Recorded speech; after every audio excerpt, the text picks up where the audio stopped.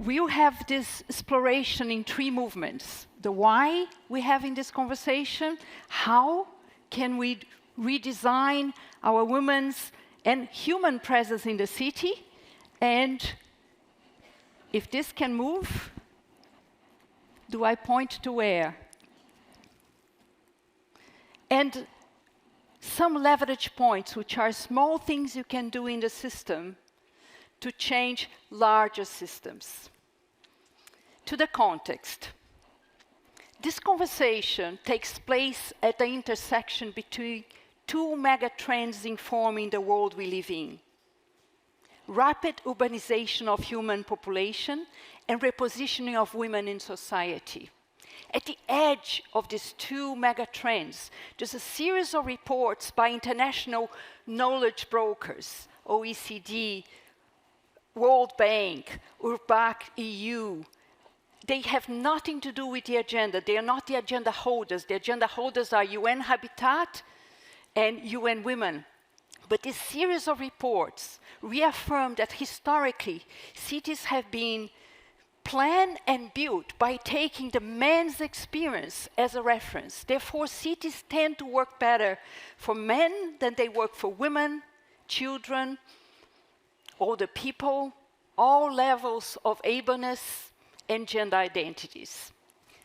Alongside these reports, there has been a growing interest in a mosaic of gender-sensitive policies and practices in cities such as Vienna, Umeå in Sweden, Lyon, Glasgow, Barcelona, who are somehow bridging this historic urban planning gender gap in areas such as gender-sensitive budgeting, urban extensions with a female face, and all of that doing to data disaggregated, because counting people means that they count.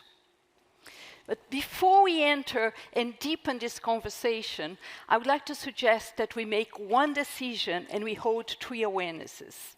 The decision is about not using an old map to explore a new territory. This means that despite the fact that we have been planning and developing our cities using the male experience as a reference, we do not hold a zero-sum universe where women's protagonism in urban planning means that other genders are losing out.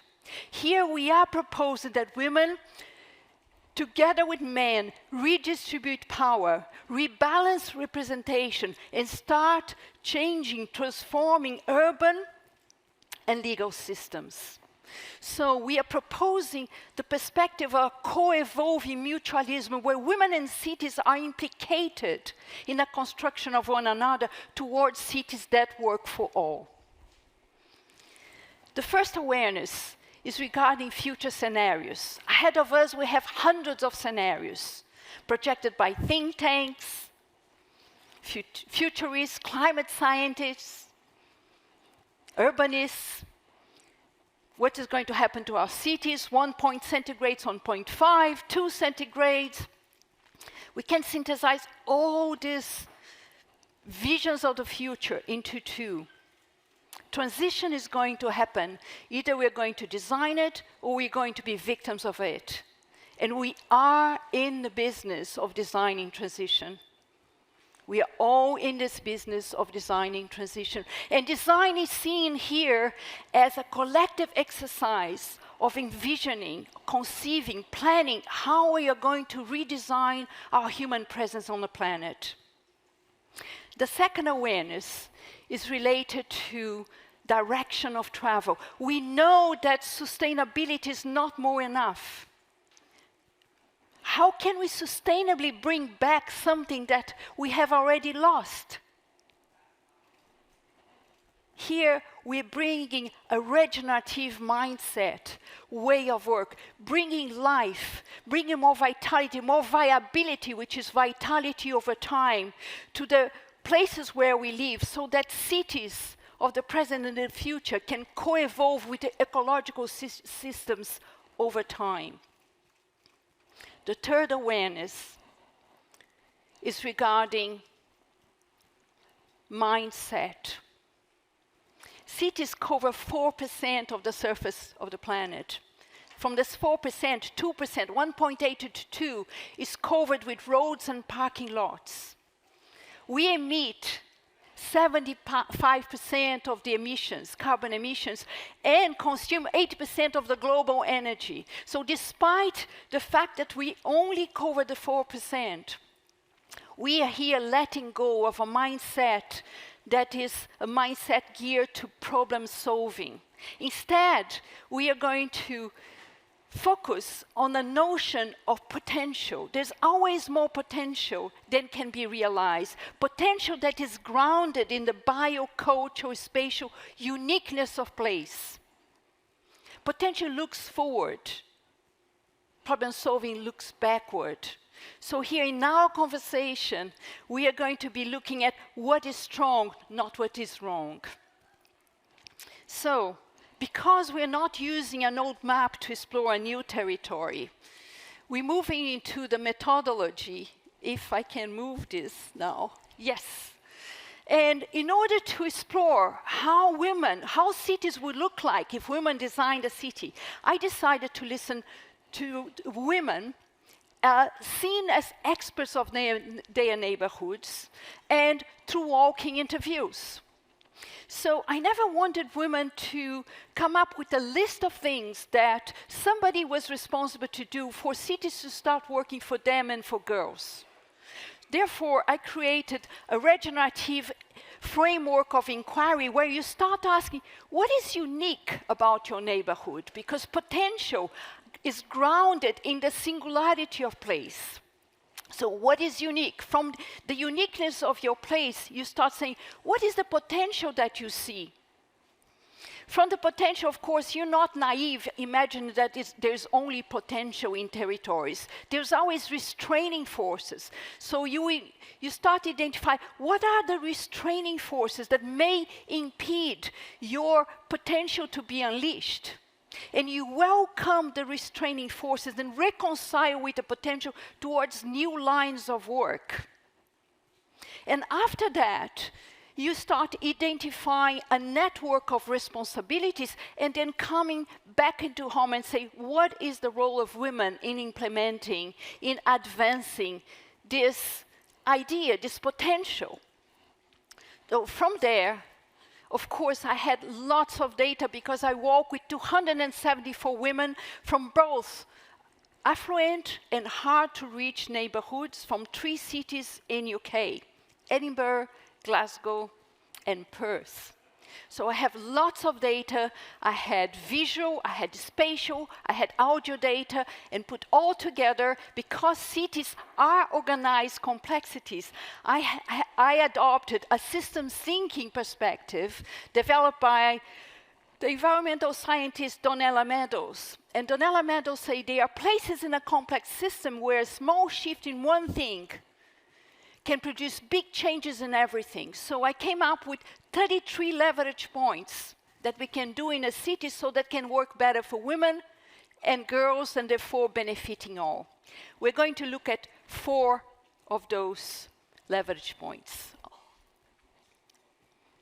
They are grouped in sense of place, green space, active travel, and safety. If women designed a city, cities will be designed for proximity, not motorized mobility, and active travel will be encouraged as a way of life. Women repeatedly share the vision of streets for people, cars invited as guests, and traffic evaporated. This combined with transport systems that run on time, that are designed for encumbered travel and trip chaining, and night buses running and stopping on demand, will have an impact in a quality of air, climate, and also pace of life. If women designed a city, biophilia will be also cultivated. Biophilia, bio-life, philia, love for nature, love for life. A biophilic urban design connects all pockets of greens, gardens, parks, woodlands into corridors for nature, for wilderness returning, and also creating opportunities for all residents of all ages to nurture love for nature and for living things to run freely through urban landscapes.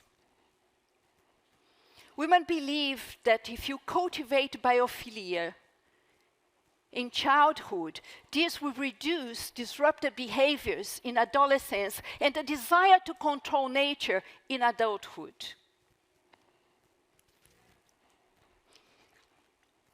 There's no greater power for change than a community discovering what it cares about. This is behind this leverage point, which is renaming the Department of Maintenance for a Department of Care.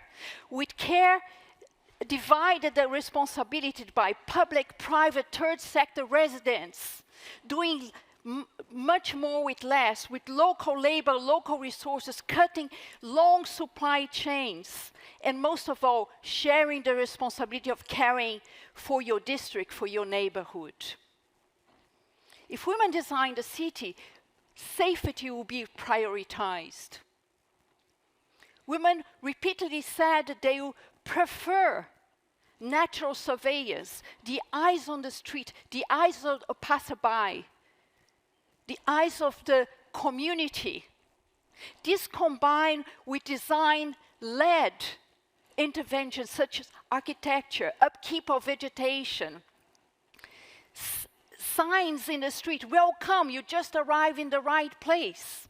And also, upkeep of vegetation combined with lighting will increase the subjective sense of safety and democratize the way women and girls experience public space. There was one decision, 3 awarenesses, and 4 leverage points out of 33. I'll leave you with a quote from one of your own poets. Excuse my Brazilian English, Rainer Maria Rilke, I hope he's the right. And he said, the future must enter you long before it happens. The future must enter you long before it happens. So we are here as implementers of the vision of those who came before us, and we're working and advancing the agenda of cities, of living systems of women, but we also in the role of those advancing the design of cities that work for all, so that we can turn the cities, they can become greener, wilder, more inclusive, livable and poetic. I believe that is in the practice of designing places that work for all that we have the best chance of creating a just and regenerative world. Thank you for listening. Wonderful. Great. Great. We are over time, but I will take only one question. Unless it is about cities. Oh, no, it doesn't have to be a woman. I would also take men. Men question? Anyone? No one? Again. Now or never? Yes, thank you very much. Here, first row at the comfortable table with no tickets under the seats. Thank you, that was really inspiring. And I happen to be a resident of Edinburgh. Wow. So I'm really interested in, did you see any change happen just because you spoke to people? Yes, well, first of all, I walk with women in Edinburgh. In every city that I walk, I always walk with women from affluent neighborhood and also social housing, because I never wanted to be one sector vision of it. And because we also adopted this regenerative framework of inquiry, where you start asking people, what is unique about it? Normally people would like to walk and start pointing problems and also pointing what that department of the municipality hasn't done. So we change completely. We start asking, what is unique about? What is the potential you see? But because you're not naive, you start saying, what are the restraining forces, how we can work with them towards new lines of work. So by working with regenerative mindset and framework, I could see changes in the women themselves, and there are many of the leverage points. For instance, there was one leverage point that was about women not cycling so much as men because the saddles have been designed where you sit in your bicycle using the man's body as a reference. So repeatedly women were saying, well, we need a library of women's saddles so that we can try the saddles and start cycling more and cycling comfortably. And this was one of the leverage points that repeatedly came when we were talking about active travel and cycling. And now there is such a library in Portobello. So things are moving. This is great. Thank you. Wonderful.